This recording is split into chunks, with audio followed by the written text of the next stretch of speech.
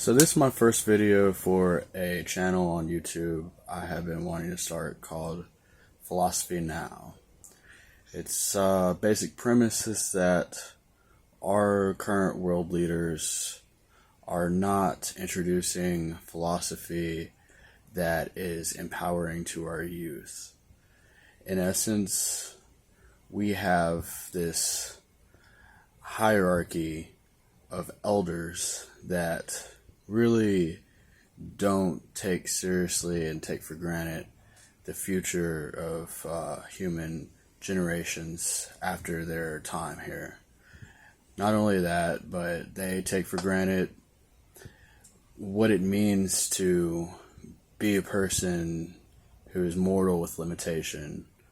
And a basic concept of that is that there's 18,500 days or so in 50 years. And as an American, the population is somewhere around 300 million.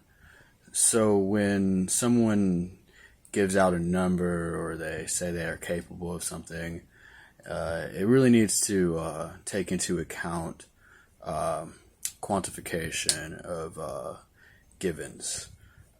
We call these self-evident truths. And a simple self-evident truth that I would like to present is that outside of the gravitational field of a black hole, a flower is not going to exist. And I even asked ChatGTP, can a flower exist outside of the gravitational field of a black hole? And it argued yes, it can, but the truth is that there's no verifiable evidence of this. So that's basically what we would call a self-evident truth.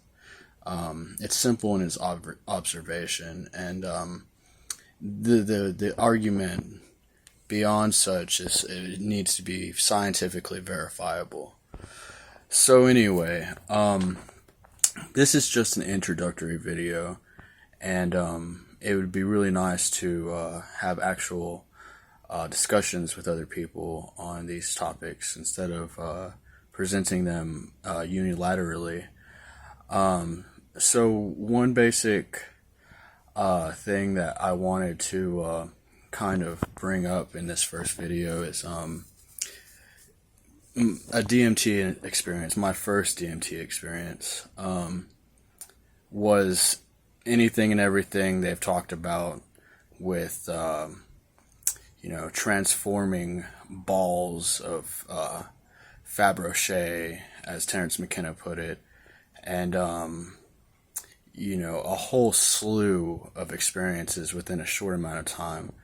But what was very interesting is towards the end of my experience, as I opened my eyes, I saw the room. It was a small apartment. It was a small wall next to the couch separating the living room and a small kitchen. And the wall was probably about 8 by 8, I would say, or so. It wasn't very high ceiling, so it was a small wall. I opened my eyes and I look at the wall. I close my eyes. I open my eyes again. And in place of this wall it must have been 100 foot, at least by 100 foot, flaming face. And it was extraordinarily complex, fractalized, moving, white, orange, red, and the eyes, the nose, the mouth. It was this giant, super complex, intricate, detailed, fractalized, flaming face. And when I first saw it, it scared the hell out of me. I thought it was a demon at first. And not but a few moments later, I corrected my thinking, and it almost seemed like it was communicating with me telepathically that I'm not a demon. Think of the stories from the Bible. When people saw angels, they were terrified.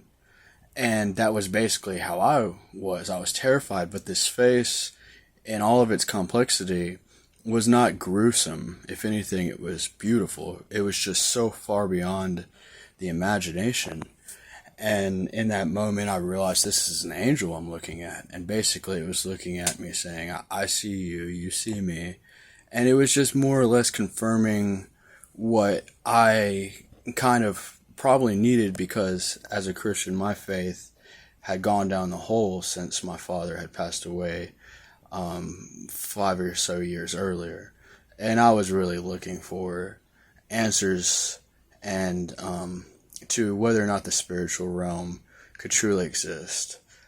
We have lots of people with these experiences now who have come to realize that there is more beyond our realm that we have not experienced in this reality, this normal reality, that we can experience through the use of the spirit molecule, as they say, DMT.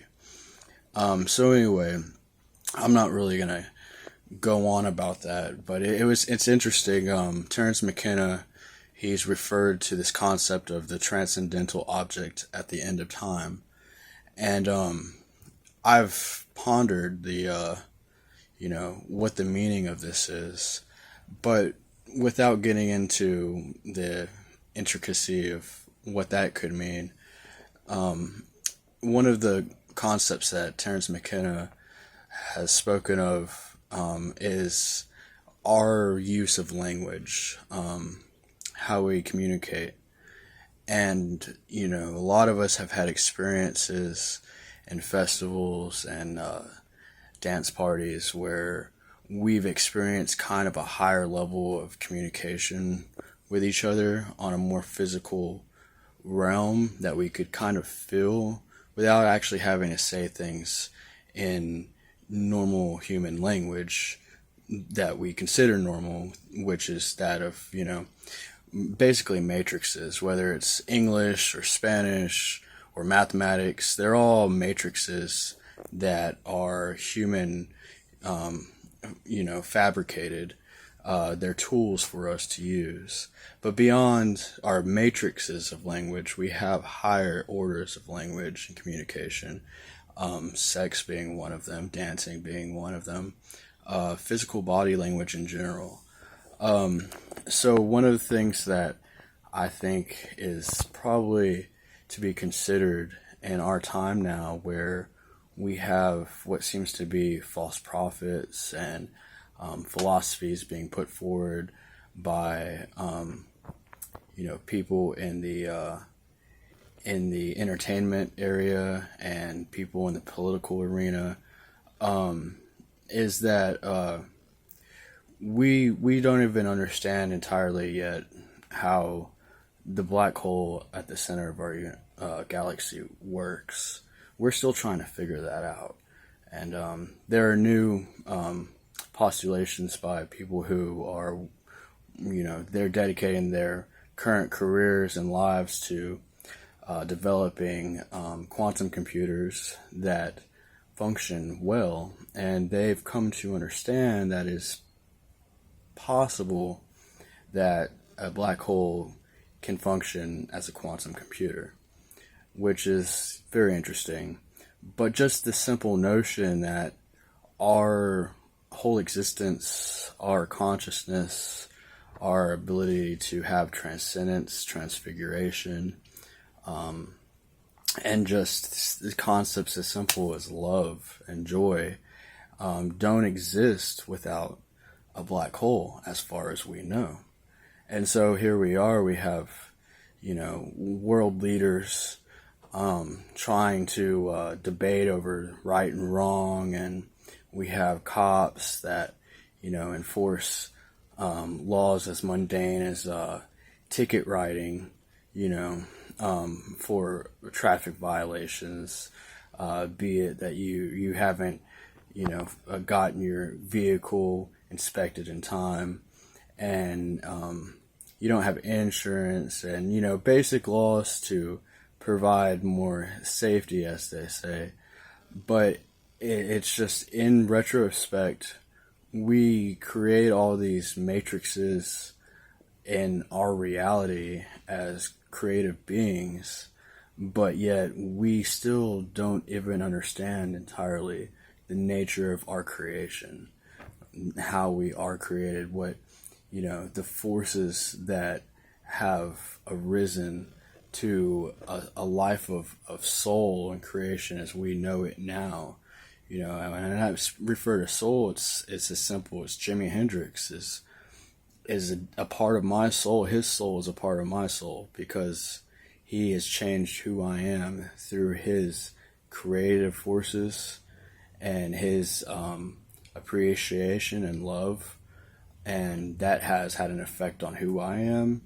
And it's really that simple. I mean, in the Messianic age, starting with Jesus, as we know it, we've transcended a lot as a species, as humankind, and now we're at this point where we realize that extraterrestrials may very well be among us, and that they very well may just be here for our protection. And we may not realize the catastrophic or adverse effects we have on other areas of the cosmos through our actions, simply such as detonating atomic bombs, which has been postulated, and not just postulated, but has been communicated with people who are in contact with these other beings that are able to travel